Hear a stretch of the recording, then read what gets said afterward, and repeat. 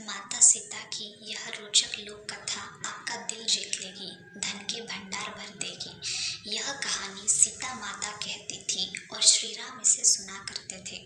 एक दिन श्री राम भगवान को किसी काम के लिए बाहर जाना पड़ गया तो सीता माता कहने लगी कि भगवान, मेरा तो 12 वर्ष का नित्य नियम है।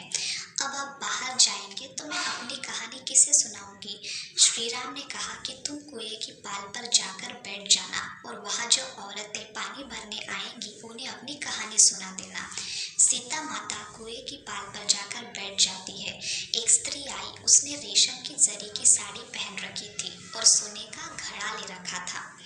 सीता माता उसे देख कहती है कि बहन, मेरा 12 वर्ष का नितनेम सुन लो। पर वह स्त्री बोली कि मैं तुम्हारा नितनेम सुनूंगी तो मुझे घर जाने में देर हो जाएगी और मेरी सास मुझसे लड़ेगी। उसने कहानी सुनी नहीं और चली गई। उसकी रेशम जरी की साड़ी फट गई, सोने का घड़ा मिट्टी के घड़े में बदल गया। सास ने देखा तो पूछा कि ये किसका दोष अपने सिर लेकर आ गई है। बहू ने कहा कि कुएं पर एक औरत बैठी थी, उसने कहानी सुनने के लिए कहा लेकिन मैंने सुनी नहीं, जिसका यह फल मिला। बहू की बात सुनकर अगले दिन वही साड़ी और घड़ा लेकर सास कुएं की पाल पर गई। सास को वही माता सीता बैठी मिली तो माता सीता ने कहा कि बहन, मेरी कहानी सुन लीजिए। सास बोली कि एक बार छोड़, मैं तो 4 बार कहानी सुन लूंगी। राम आए, लक्ष्मण आए, देश के पुजारी आए, नितनेम का नेम लाए। आओ राम, बैठो राम, तपी रसोई जियो राम, माखन मिश्री खाओ राम, दूध बताशा पियो राम, सूत के पलठा मोठो राम, शाल दुशाला पोठो राम, शाल दुशाला ओढ़ो राम। जब बोलो जब राम ही राम, राम सवारे सबके काम, खाली घर भंडार भरेंगे, सबका बेड़ा पार करेंगे। श्री राम जय जय राम। सास बोली कि बहन, कहानी तो बहुत अच्छी लगी।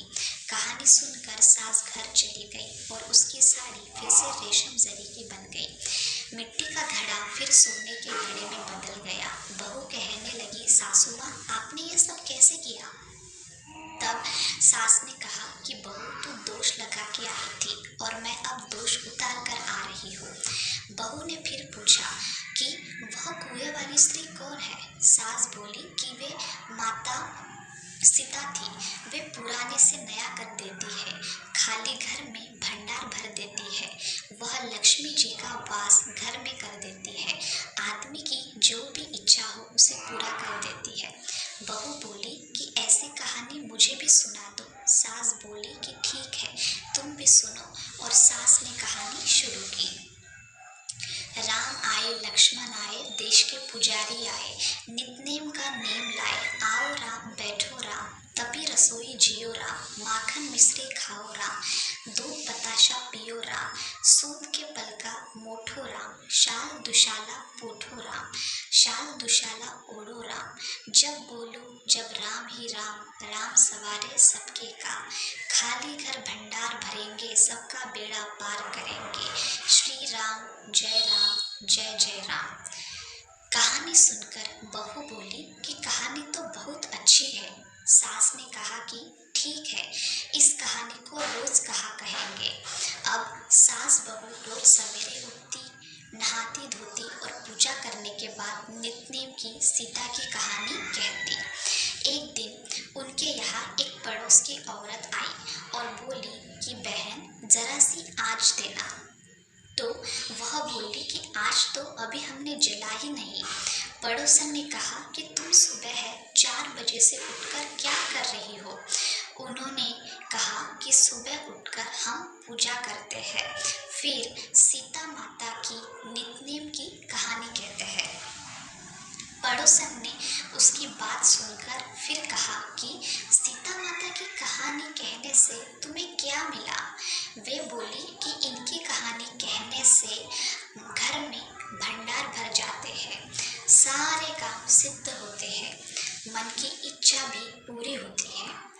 पड़ोसन कहती है कि बहन, ऐसी कहानी तुम मुझे भी सुना दो। फिर वह बोली कि ठीक है, तुम भी यह कहानी सुन लो। और वह उसे पूरी कहानी सुनाने लगती है। राम आए, लक्ष्मण आए, देश के पुजारी आए, नितनेम का नियम लाए, आओ राम बैठो राम। हे सीता माता, जैसे आपने उनके भंडार भरे वैसे ही आप हमारे भी भंडार भरना, कहानी सुनने वाले के भी और कहानी कहने वाले के भी।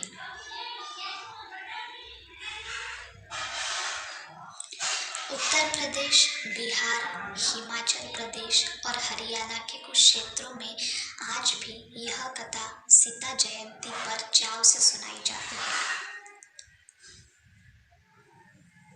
अगर चैनल पसंद आया हो तो लाइक एंड शेयर ज़रूर करें और अगर चैनल पे नए हो तो चैनल को सब्सक्राइब करें। जय श्री राम।